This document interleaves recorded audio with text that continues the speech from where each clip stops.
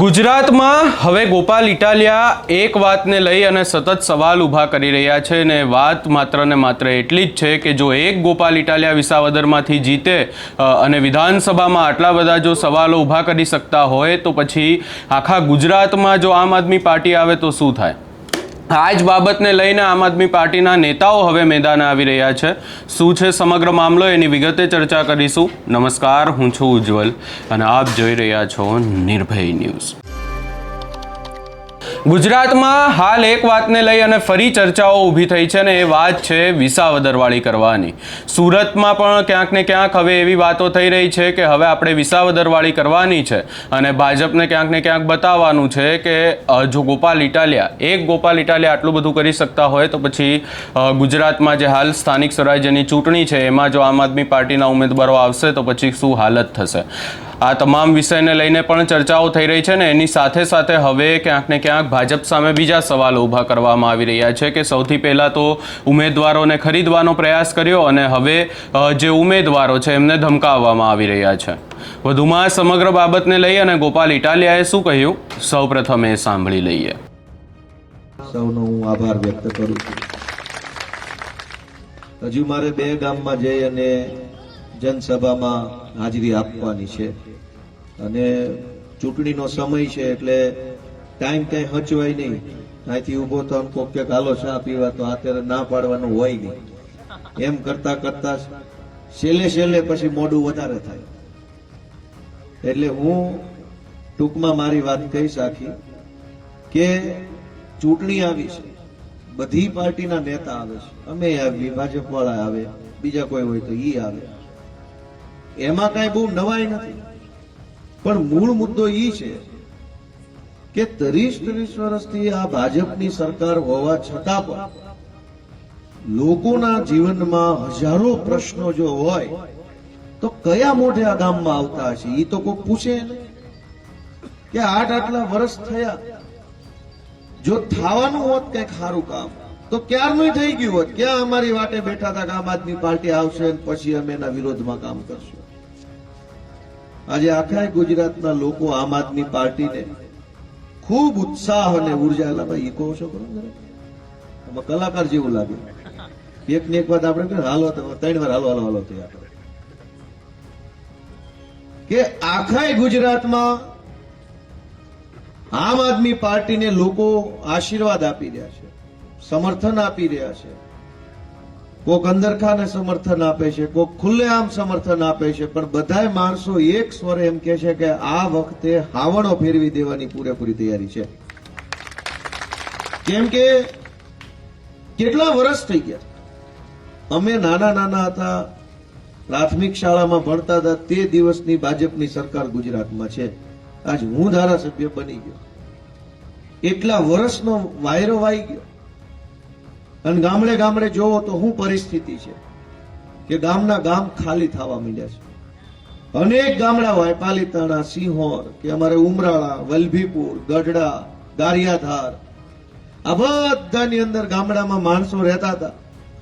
એ આજથી 30 વર્ષ પહેલા કેટલા રહેતા હતા અને અત્યારે કેટલા રહેશે અને હજુ આવતા 15 વર્ષ કેટલા વધશે ગામમાં.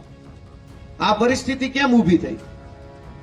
દરેક માણસે લાચારીમાં, મજબૂરીમાં ગામડું મૂકીને શહેર તરફ ભાગવું પડ્યું. શું કામ? પેલા આ પાલીતાણાની અંદર કારખાના હીરા ગહી અને વર્ષે 2 લાખ રૂપિયાની બચત કરી લેતા, મકાન બનાવતા, છોકરા પવણાવતા, જમીનો લઈ લેતા, હોનું લઈ લેતા, તોય રૂપિયા વધતા ને પાછા રહેતા અહીંયા. આજ શું પરિસ્થિતિ છે કે નોંધણવદરમાં કે પાલીતાણામાં, સિંહોરમાં કમાણીનું કોઈ ઠેકાણું લગભગ વધ્યું નથી.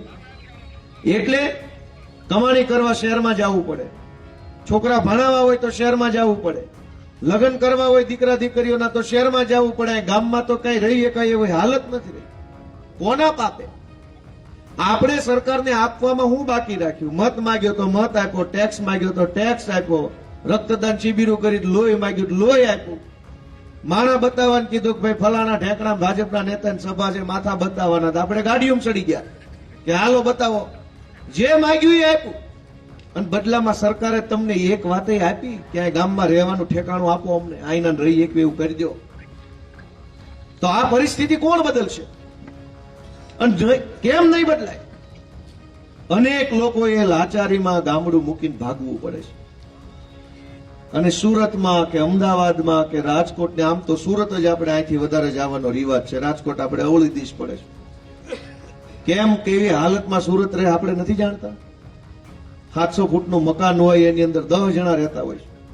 અને આ મોટા ફળિયાવાળા અડધા વીઘાના ફળિયાવાળા મકાન હોય, કોકને ઘરની જમીન હોય, કદાચ કોકને ન પણ હોય તો ઘરનું હોય. ગામ આપણા બાપ દાદાનું હોય, ઊંચો કોલર કાઢીને હાલીએ કે આપણા બાપાનું ગામ છે. અને ત્યાં એવું નથી હાલતું.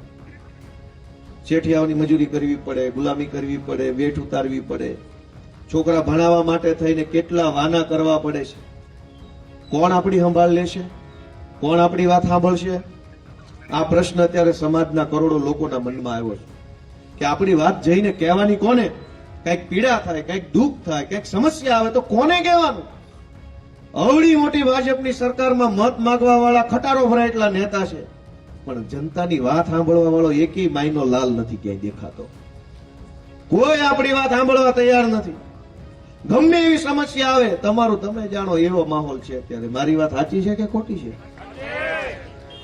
તલાટી મંત્રીને કઈ કહેવાય નહીં, સારો સરપંચ હોય ઠીક છે, નકર એને વતાવાય નહીં, તાલુકા પંચાયતે જવાય નહીં, મામલતદાર ઓફિસમાં સાહેબો ટાઈમે આવે નહીં, પોલીસ ફરિયાદ લખે નહીં, ડેપોમાં બસ આવે નહીં, ગામમાં પાણી આવે નહીં.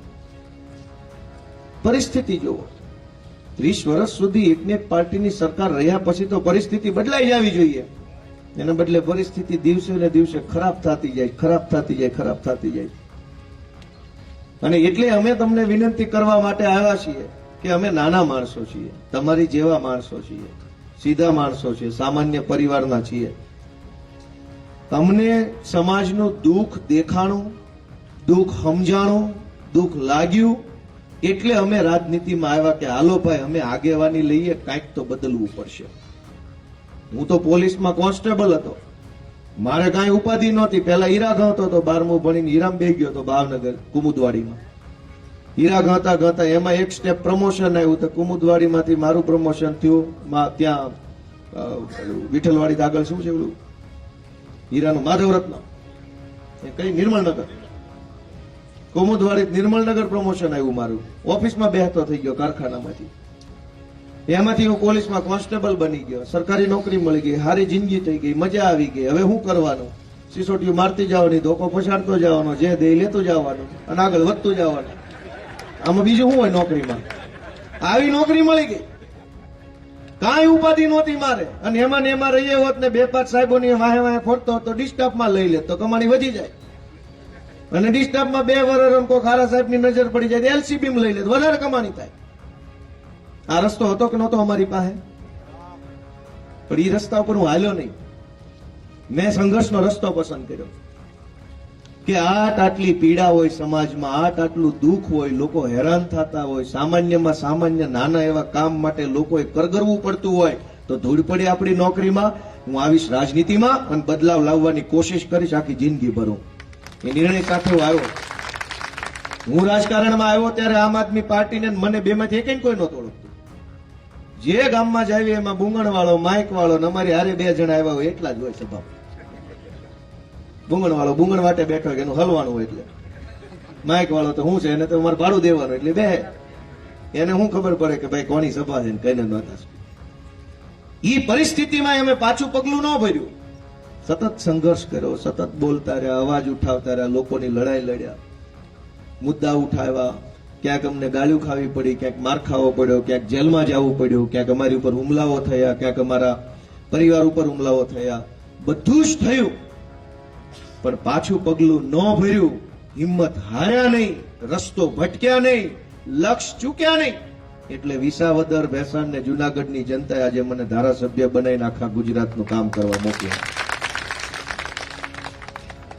એક ગોપાલભાઈ જો ગુજરાતને મળે તો થોડોક તો ગુજરાતને ફાયદો થયો હશે કે નહીં થયો હોય? થયો હશે કે નહીં થયો હોય? તો બીજા 50 ગોપાલભાઈ લાવવાની જવાબદારી કોની ગણાય? પબ્લિકની ગણાય, આમ જનતાની ગણાય કે આજ લોકોની વાત સાંભળવા વાળો કોક માણસ તો આવ્યો. આપણે તો એવી વ્યવસ્થામાં રહીએ છીએ કે ભાઈ કોક આપણી વાત સાંભળી લે તો અડધો રોગ દૂર થઈ જાય, અડધી પીડા મટી જાય, સાંભળી લે તોય. અત્યારે તો કોઈ સાંભળવા તૈયાર નથી જનતાની વાતને.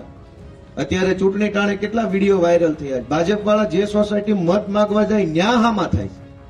જોયા વિડીયો? જે સોસાયટીમાં મત માંગવા જાય ન્યા કોક પબ્લિક હામાં આવીને કે ભાઈ અમારી સોસાયટીમાં આ તકલીફ છે, ન્યા ગોસ્યું પકડી લે છે. હજુ ચૂંટણી છે ત્યાં, તો કેમ આની વાહે ટાઈમ બગાડવો? મિત્રો, બહુ ગંભીર પરિસ્થિતિમાંથી આપણા રાજ્યના લોકો ગુજરી રહ્યા છે. આ સમય બહુ મુશ્કેલ છે અને એ સમય બદલવાની જવાબદારી આપણા બધાની છે. ભલે 2 દિવસ પહેલા ચૂંટણીનું ફોર્મ પાછું ખેંચવાનો દિવસ હતો અને આમ આદમી પાર્ટીએ આ વખતે ગુજરાતની રાજનીતિમાં એક નવો ઇતિહાસ બનાવ્યો. ગુજરાત રાજ્ય મહારાષ્ટ્રથી અલગ પડ્યું ત્યારથી લઈને આજ દિવસ સુધીના ઇતિહાસમાં ક્યારેય ભાજપ કે કોંગ્રેસ સિવાયની કોઈ પાર્ટીએ સ્થાનિક સ્વરાજ્યની ચૂંટણીમાં હજારોની સંખ્યામાં ઉમેદવારો નહોતા ઉભા રાખ્યા. આ ગુજરાતના ઇતિહાસમાં પહેલીવાર આમ આદમી પાર્ટીએ 6000 ઉમેદવારો સ્થાનિક સ્વરાજમાં ઉભા રાખ્યા. ગુજરાતમાં પહેલીવાર ત્રીજી પાર્ટીના 6000 ઉમેદવારો ઉભા છે. પહેલા તો ભાજપે એવી કોશિશ કરી કે અમને ઉમેદવાર ન મળે એટલે જેને અમે તૈયાર કર્યા હોય ઉમેદવારી બનાવવા માટે એના ઘરે શરૂઆતમાં ભાજપના માણસો, ક્યાંક પોલીસ, ક્યાંક ગુંડા, ક્યાંક જ્ઞાતિના આગેવાનો, એને જઈને ડરાવવા ધમકાવવાનું કોશિશ કરીને કેટલાક મક્કમ મનના મનોબળવાળા માણસો તૈયાર થયા અને અમે ઉમેદવાર બનાવ્યા. તો ભાજપે બીજી કોશિશ કરી કે અમારા ફોર્મ રદ થઈ જવા જોઈએ. ચકાસણી દરમિયાન રદ જ. આખા ગુજરાતમાં એવી કોશિશ કરી, પણ અમે તો છીએ ભણેલી ગણેલી પાર્ટીના માણસો, અમારા ફોર્મમાં ભૂલ હોય જ નહીં. રદ શું તંબુરો કરતા હતા? અમારા ફોર્મ રદ ન થયા, ટકી ગયા અમારા ફોર્મ. તો પછી એને 3જા નંબરનું આયોજન કર્યું કે ઉમેદવારોએ ફોર્મ ભરી દીધા, ફોર્મ રદ ન થયા તો હવે ઉમેદવારોને ડરાવી ધમકાવી ફોર્મ પાછા ખેંચાવવાની કોશિશ કરીએ. અને અમારે અને કોંગ્રેસ બે પાર્ટીના ઉમેદવારોના ફોર્મ પાછા ખેંચાવવા માટે ભાજપે જે દાદાગીરી કરી, જે ગુંડાગીરી કરી, પોલીસ મોકલ્યા, એફઆઈઆરો કરી, નોટિસ મોકલી, ઉમેદવારોના અપહરણ કર્યા, આ ખેલ ગુજરાતમાં કોઈ દિવસ ચાલી શકે નહીં. આ તો બિહાર ટાઈપની રાજનીતિ થઈ ગઈ. આ કઈ ગુજરાતમાં આવું પોહાય? બિહારમાં એવું સાંભળ્યું હતું કે ઉમેદવારોના અપહરણ થઈ જાય, ઉમેદવારોને છરી બતાવવામાં આવે, ઉમેદવારો કિડનેપ થઈ જાય, લૂંટ થઈ જાય, એફઆઈઆર થઈ જાય, જેલમાં વહી જાય. ઈ રાજનીતિ બિહારની છે, ગુજરાતની નહીં. દેશના ગુજરાતના ઇતિહાસમાં ભાજપની સરકારમાં પણ ક્યારેય ભૂતકાળમાં આવું નહોતું થયું, એવું આ વખતે થયું. ગુંડાગીર્દી કરી અને ભાજપે 700 સીટો બિનહરીફ કરાવી લીધી. મિત્રો, મારે તમને એમ કહેવું છે કે ચૂંટણી તો આવતી જતી રહે છે, હાર જીત થતી રહે. અનેક નેતા બન્યા અને મરી ગયા ને વૈયાઈ ગયા, અનેક પાર્ટીઓ બનીને વૈયાઈ ગઈ, કોઈ ખબર નથી કઈ પાર્ટી. કિમલો પતિ ગુજરાતમાં સરકારમાં હતી પાર્ટી, આજ કોઈને ખબર નથી કિમલો પાર્ટી હતી કે નહોતી. આ બધું હાલતું જ રહેવાનું છે, આ કઈ ઊભું નહીં રહે. પણ રાજનીતિને ખાડે લઈ જવાનું પાપ જે ભાજપે કર્યું છે ને, ખાડામાંથી રાજ્યને બહાર લાવવામાં વર્ષો વયા જાય, પેઢીઓએ સંઘર્ષ કરવો પડશે. 700 સીટો બિનહરીફ થઈ ગઈ. એ કેવી રીતે થઈ? અપહરણો કરીને, પોલીસ મોકલીને, ગુંડા મોકલીને, ડરાવીને. હવે જેણે સામેવાળી પાર્ટીના ઉમેદવારનું અપહરણ કરીને બિનહરીફ થઈને જીત્યો છે, એ માણસ પાસે કામ લઈને જવાશે? આપણે જવાશે એની પાસે? આપણું અપહરણ કરી લે એ શેનો કામ લઈને આવ્યો? દોસ્તો, આ રાજનીતિ બિલકુલ વ્યાજબી વાત નથી. હું તમને બધાને વિનંતી કરું છું કે લોકશાહી બચાવવા માટે થઈને તમે આ ચૂંટણીમાં ઝાડુને મત આપો, એ મારી વિનંતી છે. કેમ કે આ ફોર્મ ભરવાનો અધિકાર કોણે આપ્યો? ભાજપે થોડો આપ્યો છે. દેશ અંગ્રેજોથી આઝાદ કરાવવામાં 200 વર્ષ લાગ્યા. અંગ્રેજો જયારે આ દેશમાં હતા ત્યારે ફોર્મ કોઈ નહોતું ભરી શકતું. અંગ્રેજોની બિનહરીફ સરકાર 200 વર્ષ આવી. પછી દેશના ગાંધીજી, સરદાર પટેલ, બાબા સાહેબ ને એમ થયું બિનહરીફ ન થવું જોઈએ, આમાં બધાને ફોર્મ ભરવાનો હક હોવો જોઈએ. બધાને ફોર્મ ભરવાનો હક મળે એના માટે તો આઝાદીની લડાઈ લડાણી, એના માટે આઝાદી લાવવાની, એના માટે તો બંધારણ બનાવ્યું કે હવ ફોર્મ ભરીએ કે હવ ચૂંટણી લડીએ. એવો દેશ બનાવવા માટે આઝાદી લાવ્યા, બંધારણ બનાવ્યું. હવે ભાજપ વાળા કહે છે કે નહીં, કોઈ નહીં ભરીએ, કે અંગ્રેજો જેવું પાછું ચાલુ કરો. આ અધિકાર કોણે આપ્યો મત આપવાનો? બાબા સાહેબે આપ્યો, બંધારણે આપ્યો, ભારતના લડવૈયાઓએ આપ્યો. તમે મત આપીને તમારો નેતા નક્કી કરી શકો એ હક કોણે આપ્યો? ભાજપે આપ્યો કે સંવિધાને? હવે આ દાદાગીરી કરીને બિનહરીફ ચૂંટણીઓ કરાવી લીધી. એ વિસ્તારના મતદારોને જે મત આપવાનો અધિકાર મળ્યો છે એનું શું ગણવાનું? મત અધિકાર છીનવાઈ ગયો કે ન છીનવાઈ ગયો? અને આ વખતે 700 કરી છે. હડકાયું કૂતરું સાખી ગયું છે ભાઈ. આવતી વખતે 7000 બિનહરીફ કરવાની કોશિશ કરે અને સફળ થાય તો એમાં નુકસાન આમ આદમી પાર્ટીનું થાય કે જનતાનું થાય? હોય એવું કયો, જનતાનું નુકસાન થાય કે આમ આદમી પાર્ટીનું? દાદાગીરી કરીને 700 સીટો જીતે, 7000 સીટો જે પાર્ટી જીતે એ જીત્યા પછી દાદાગીરી કરે, કામ કરે. તો આને રોકવાની જવાબદારી કોની? અને ખાલી કહેવા ખાતર નહીં, આપણે બધાએ વિચારવું પડશે કે આ તો બહુ ખોટી વસ્તુ છે.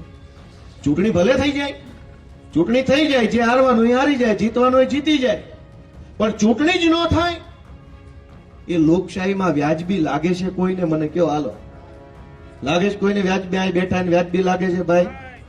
અહીં આંકોર વ્યાજબી છે? અહીં લીમડા હેઠે બેઠા ને વ્યાજબી લાગે છે? અહીં વડલા હેઠે બેઠા ને વ્યાજબી લાગે છે?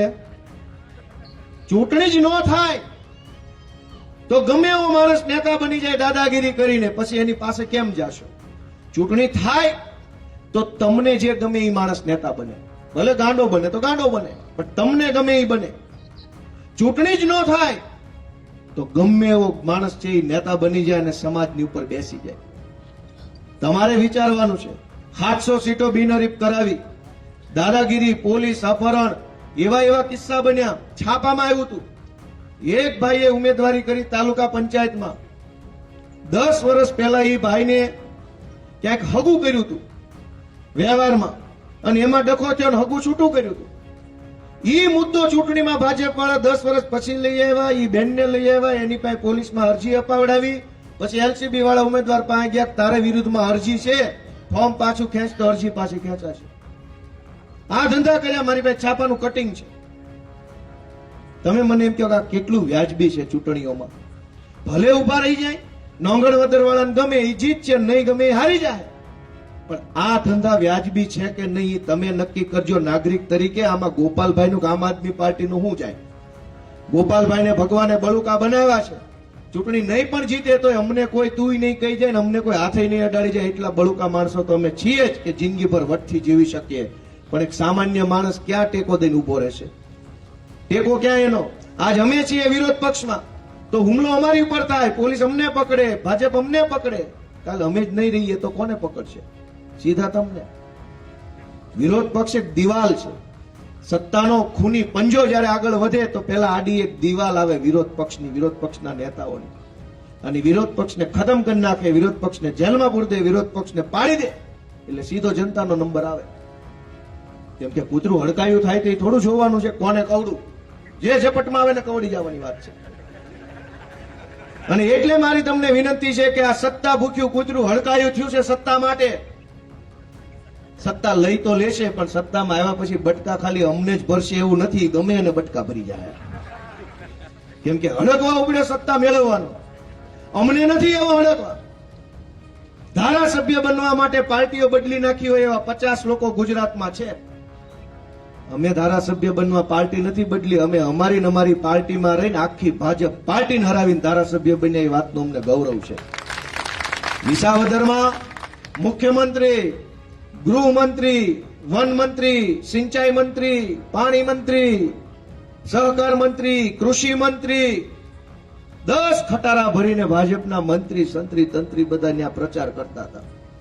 ભાજપના પ્રદેશ પ્રમુખ, આખા કાઠિયાવાડના બધી જ્ઞાતિના ધારાસભ્યો, સાંસદ સભ્યો કાઠિયાવાડ આખાના, જિલ્લા પંચાયતના પ્રમુખો બધા કાઠિયાવાડની બધી નગરપાલિકાના પ્રમુખો, કાઠિયાવાડની બધી એપીએમસીના હોદ્દેદારો, જુનાગઢ, અમરેલી અને ગીર સોમનાથ ને રાજકોટ જિલ્લાના બધા બુટલેગરો, રેતી માફિયાઓ, પોલીસના માણસો, સહકારી બેંકના બધા હોદ્દેદારો, આટલા બધા માણસો વિસાવદર ભેસાણની ચૂંટણીના ગામડે ગામડે બજારે ફરતા હતા. એમ કહેવા કે ગોપાલને મત ન દેતા. અને લોકોએ હોશિયાર, લોકોએ નક્કી કર્યું તમે કેમ જ હોય ને બાપુ, તમે કેમ નીકળો પોસા પગ્યા. કોઈએ મોઢે ના ન પાડી, બધા સમજી ગયા કે આને ના પાડશું તો હારા આપણને હેરાન કરશે. એટલે જે આવે ને કીધું માહોલ એકદમ કમ્પ્લીટ છે, આ કઈ ધક્કો ખાવા પણ જ નથી, કાઉન્સમાં તમારે કોઈ બોલ્યા નહીં. મનમાં નક્કી કરી લીધેલું કે પાડી દેવાના છે, હાવણા વાળી કરવાની છે, એવો હાવણો મારવો કે આખા ગુજરાતમાં ડંકો વાગી જાવ જોઈએ વિસાવદરનો, એવો હાવણો માર્યો. અને હું તો તમને વિનંતી કરું છું કે ભાજપની સભામાં જઈને બેસી જવાનું, એટલે આંખે નો ચડો ક્યાંય. બટો બટો ફાવે તો પહેરવો, ન ફાવે તો ન પહેરવો. અને ભાજપ વાળો જેટલી જય બોલાવે એનાથી કરતા ડબલ અવાજથી જય બોલાવે, એટલે કોઈને વહેમ ન પડે. અને જે ખાવાનું દે ખાઈ લેવાનું, પૈસા દે તો લઈ લેવાના, ઓછા પડે તો માગી લેવાના, ચૂંટણી ટાણે હાવણો દબાવીને ઘર ભેગીના કરી દેવાના. આ જ સિસ્ટમથી હાલવું પડે એમ છે. કેમ કે તમે સભામાં બેહો તો તરત ગામના જે કઈ લુખા લફંગાનો ફોન આવે, કાલ તો ભાઈ તું એના બહુ દાંત કાઢતો હતો ને ગોપાલની સભામાં ગલ્લે બે. આવી રીતે ડરાવે. જેટલી શક્તિ, જેટલો તાકાત તમે લોકોને ડરાવવામાં વાપરો છો એના કરતા અડધી તાકાત લોકોનું કામ કરવામાં વાપર્યો તો નોંગણ વગર પાણી વગર તરસું ન રહેતું હોત. તમે ડરાવવામાં તાકાત વાપરો છો. કેમ એની સભામાં ગયો, કેમ ત્યાં ખુરશીમાં બેઠો હતો, કેમ દાંત કાઢતો હતો, ફોટામાં તારા ઝૂમ કરીને બતાવ. રમેશ જો આ તારું મોઢું ઝૂમ કરીને ગામની ગટરું બતાવો ને, કેટલી પોટલી છે કેટલી હારી છે. એમાં મગજ નહીં આપે. ડરની દુકાન ખોલી છે આ લોકોએ. હું તમને વિનંતી કરું છું કે જાહેરમાં નહીં દેખાવાનું, ક્યાંય ભાજપની જ સભામાં બેસવાનું, પણ બટન હાવણાનું દબાઈ દેવાનું, એટલે એ જાય લંગરિયા લેતો આલુ પર. તો શું? દર ચૂંટણીમાં દાદાગીરી, દર ચૂંટણીમાં દાદાગીરી, દર ચૂંટણીમાં દાદાગીરી. ક્યાંક કામની વાત તો હોય કે ન હોય? છોકરા ભણાવવા હોય તો જાવું કે અનેક મા બાપ એવા છે જે એમ વિચારે છે કે અમે તો જિંદગી જેમ તેમ કાઢી લીધી ભાઈ, હવે અમારા છોકરાનું કઈક ઠેકાણું સારું પડે ને તો સારું ભણાવો છે. અનેક માણસોના ખિસ્સામાં પૈસા નથી, ક્યાં ભણાવવા જાય? વચ્ચે હીરાના ધંધામાં મંદી આવી તો હર્ષ સંઘવીએ જાહેરાત કરી રત્નદીપ યોજના. રત્ન કલાકારોના બાળકોના શિક્ષણની ફી કે સરકાર ચૂકવશે. 500 1000 રૂપિયા ખર્ચો થયો ફોર્મ ભરવાનો, અને 25 લોકોને બાદ કરતા કોઈના ખાતામાં કાણી કોડી આજે આવી નથી. 2000 નો ખર્ચો થયો ઉલટાનો. અનેક રત્ન. મેં જુનાગઢના જિલ્લાનો પ્રશ્ન પૂછ્યો વિધાનસભામાં કે અમારા જુનાગઢમાં, હું ત્યાંનો ધારાસભ્ય છું, કેટલા લોકોએ રત્ન કલાકારોએ અરજી કરી અને કેટલાને સહાય મળી? સરકારે મને લેખિતમાં જવાબ આપ્યો કે 2962 રત્ન કલાકારોએ અરજી કરી, 622 રત્ન કલાકારોને સહાય મળી, બાકીના ફોર્મ રદ કર્યા. 2900 માંથી માત્ર 600 રત્ન કલાકારોને સહાય મળી, તો બાકીને ફોર્મ ભરવાનો ખર્ચો કર્યો એ તો પાછો આપો. હવે બીજું બધું તો ગયું તેલ લેવા. આવી સરકાર હાલે છે. કોઈ કહેવા વાળું નથી અમને, અને કોઈ સાંભળવા વાળું નથી અમને. અને તમને એમ લાગે કે આ ગોપાલભાઈ કે ચૈતરભાઈ કે ઈશુદાનભાઈ કે રાજુભાઈ, આવા નેતાઓને મજબૂત કરવાની જરૂર છે એમ તમે માનતા હો તો હાવણો દબાઈ દેજો મહેરબાની કરીને, એવી આખા ગામને વિનંતી કરું છું દોસ્તો. અને તમે મત નહીં આપો તો શું થાય? કે ગોપાલભાઈ હોશિયાર માણસ તો છે જ, બોલી શકે એવો માણસ છે, ભણેલ ગણેલ માણસ છે, વકીલ છે, લડાઈ લડી શકે એવો માણસ છે. પણ હું ચૂંટણી ન જીતું તો મારી બધી શક્તિ તાકાતનો ઉપયોગ હું કેવી રીતે કરી શકું? એક કોન્સ્ટેબલ મારી વાત માને નહીં જો હું ચૂંટણી ન જીતું તો. બોલતા આટલું જ આવડે, પણ ધારાસભ્ય થઈને પોલીસ સ્ટેશનમાં કે કલેક્ટર ઓફિસમાં કે મામલતદાર ઓફિસમાં જાઓ તો નિયમ એમ કહે છે કે એને ઉભા થઈને આવો સાહેબ એમ મને કેવું, એવો સરકારનો નિયમ છે. તમે મને શક્તિ આપો તો મારી પોતાની શક્તિ હું સમાજ માટે વાપરી શકું. તમે મને શક્તિ નહીં આપો તો મારી પોતાની શક્તિનો ઉપયોગ ન થઈ શકે. હું કલેક્ટર સામે બેસીને કોઈ પણ ભાષા ઈ જે સમજે એ ભાષામાં જે જરૂર હોય ભાષામાં બોલી શકું એવી શક્તિ છે, પણ હું ત્યાં જઈને બોલી શકું એવો અધિકાર મને કોણ આપશે? પબ્લિક આપી શકે. શક્તિ નેતામાં નથી, શક્તિ જનતામાં છે, શક્તિ લોકોમાં છે. લોકો જેને શક્તિ આપે એ માણસ કદાવર બને, શક્તિશાળી બને. તમે ધારો એને શક્તિશાળી બનાવી શકો, ધારો એને ઘરે બેસાડી શકો, પણ તમે કોઈ હારા માણસના હાથમાં શક્તિ આપો તો સમાજનું હારું થાય. નબળા માણસના હાથમાં શક્તિ આવશે તો એ સમાજનું ખરાબ કરશે. આજ પરિસ્થિતિ જુઓ કે ચોમાસામાં જ્યારે જરૂર હોય ત્યારે ખાતર ન મળે, લાઈનોમાં ઊભું રહેવું પડે. વાત સાચી છે ખોટી છે? દારૂ કોદીનો ઘટે, ખાતર ઘટે, પાણી ઘટે, શાળામાં માસ્તર ઘટે, ડેપોમાં બસ ઘટે, દારૂ કોઈ દી ઘટે તો મન તમ કયો. દારૂ ઉપર પ્રતિબંધ છે, કાયદો બનેલો છે કે નહીં વેચવાનો, નહીં પીવાનો, નહીં બનાવવાનો, નહીં હેરફેર કરવાનો. ગુજરાતના ઇતિહાસમાં કોઈ દી દારૂ ઘટ્યો હોય ને ગામ આખો રોડ રસ્તા રોકો આંદોલન કર્યો કે અમારા ગામમાં દારૂ ઘટ્યો, આંદોલન નહીં હાલે એવું થયું કે? જે વસ્તુ પર પ્રતિબંધ છે એ નથી ઘટતું, અને જે વસ્તુ ખુલ્લે આમ વેચવાની છે એ કાયમ ઘટ્યા કરે છે. શું કામ? વહીવટ હાવ 8-5 ના હાથમાં હોયપો છે તો આવો જ વહીવટ હોય ને એની પાસે વહીવટની હું આશા રાખો? દારૂ મળી રહે છે, ખાતર નથી મળતું, શિક્ષણ નથી મળતું, આરોગ્ય વ્યવસ્થા નથી મળતી. કોરોના આવ્યો, ઓક્સિજનના બાટલા નહોતા મળતા, દારૂના બાટલા કોથળીઓ મળતી હતી, હોમ ડિલિવરી. હમણાં અમેરિકા ઈરાનનું યુદ્ધ થયું, ગેસના બાટલા ઘટ્યા, પણ તે દિવસે દારૂના બાટલા ઘટ્યા ન ઘટે. ક્યારેક ક્યારેક મને એમ થાય, અને તમે તમારી અડખે પડખે કોઈ ભાજપનો મિત્ર રહેતા હોય, કોઈ હોદ્દેદાર તમારી ઓળખાણમાં હગા હોય તેને કહેજો કે આ બુટલેગરોનો વહીવટ કેટલો સરળ છે.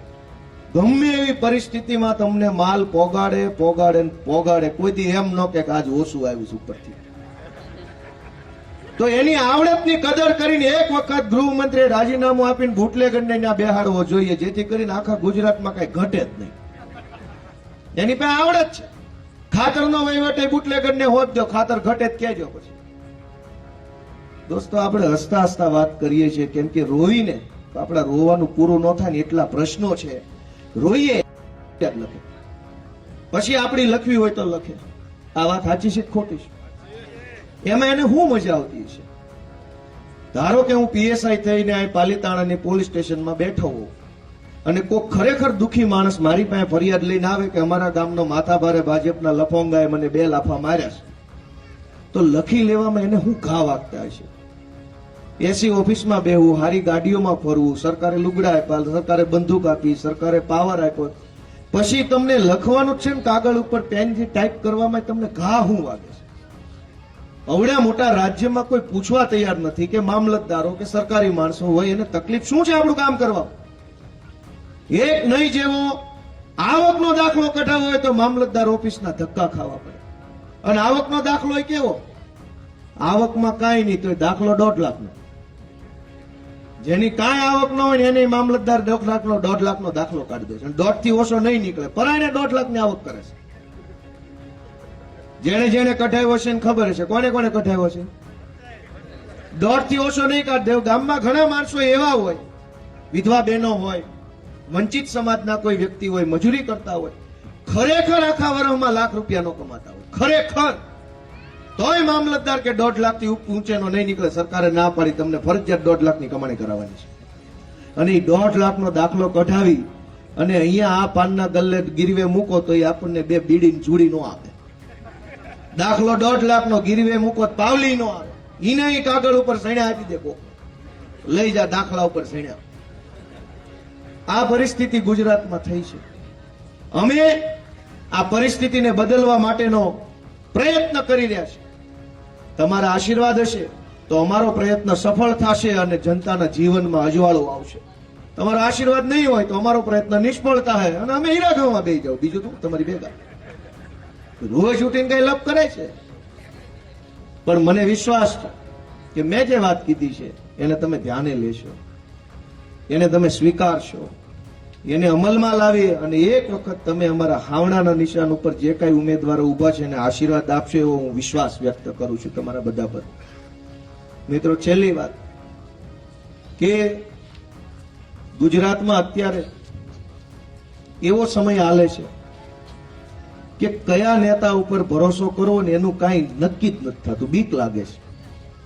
જેના ગાડે બેહવી એ ગાડું ખાડામાં પડે છે. જે નેતાની પાછળ સમય બગાડો, દિમાગ લગાવો, પૈસા બગાડો, સવાર થાય તો ખબર પડે કે આ તો ટપી ગયો. બહુ ખરાબ પરિસ્થિતિમાંથી રાજનીતિ જઈ રહી છે. અને એવા સમયની અંદર મારી જેવા કે ચૈતરભાઈ જેવા, કિશુદાનભાઈ જેવા 5-25 જુવાનિયાઓએ નક્કી કર્યું છે કે અમે આ પરિસ્થિતિ બદલવા માંગીએ છીએ. અમે કોઈ પણ સંજોગોમાં ભાજપ અમે નમતું મૂકવાના નથી, નથી અને નથી. અમે બદલાવ લાવવા માંગીએ છીએ. એવા સંકલ્પથી અમે કામ કરીએ છીએ.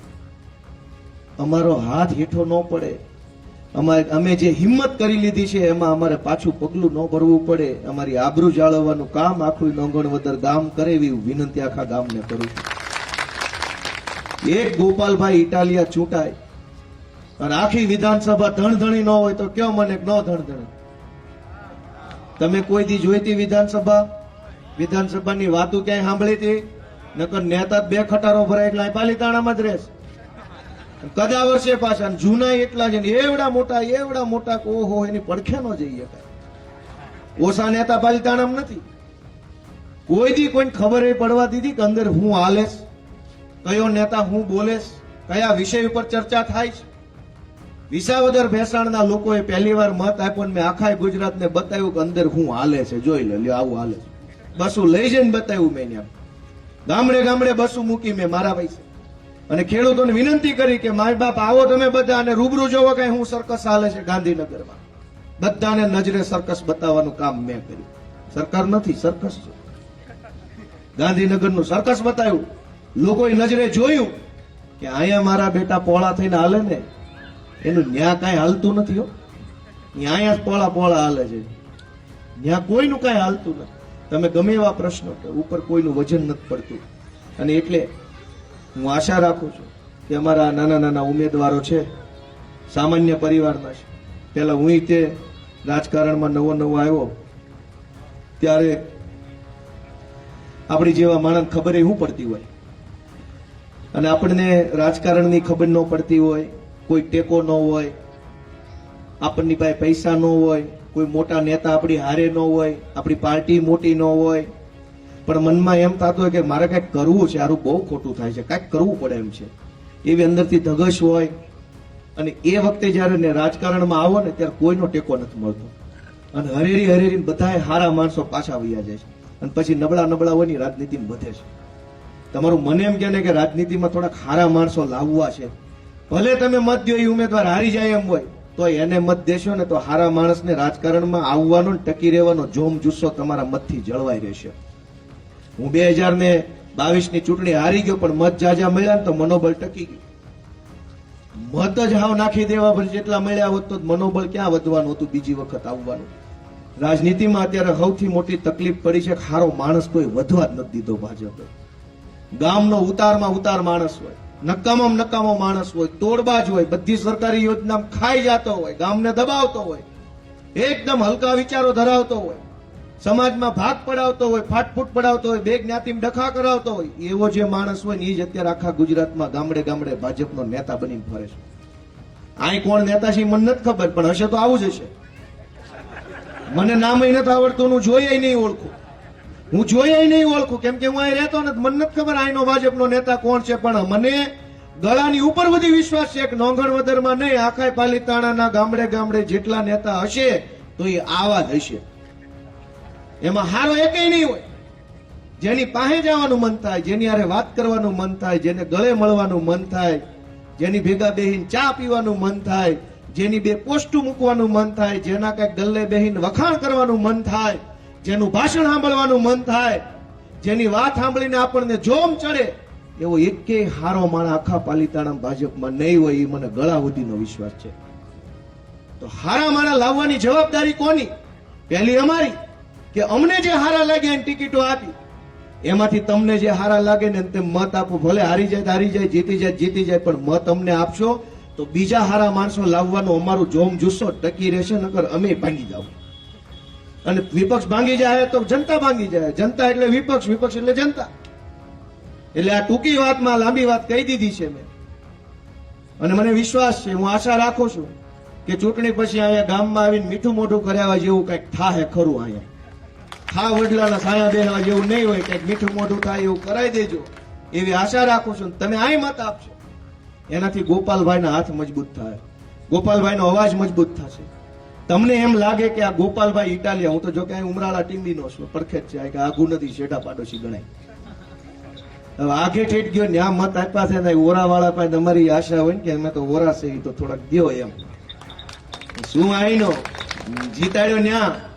હવે એ હાવ અજાણ્યા મલકવાળાએ જો મને વિશ્વાસ કર્યો હોય, મારી ઉપર ભરોસો મૂક્યો હોય, મત આપ્યો હોય, તો આ તમે તો ઘરના કહેવાય, તમારે પાલીતાણામાં ઘણા હગારે છે, હવે નામ ન દેવાનું કે ભાજપ વાળા એને કોઈ કેવું નથી ક્યાં રહે છે એ બધા ગામમાં અમારા વગર છે તે ચિયોના પાલિતાણા વચ્ચે બધા ગામમાં.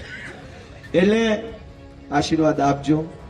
ગોપાલભાઈના હાથ મજબૂત થાય, ઈશુદાનભાઈના હાથ મજબૂત થાય, ચૈતર વસાવાનો અવાજ મજબૂત થાય, એવું જેના જેના મનમાં હોય ને હાવણો દબાઈ દેજો. પછી ભલે ઉમેદવારના ભાગમાં જે હોય થતું, પણ તમે અમારા હાથ મજબૂત કરો, અવાજ મજબૂત કરો એવી લાગણી સાથે મારી વાત પૂરી કરું છું. ભારત માતા કી, ભારત માતા કી જય જવાન. હવે ઊભા પગે જ રજા લો છો, મારે જો આગું જવાનું છે.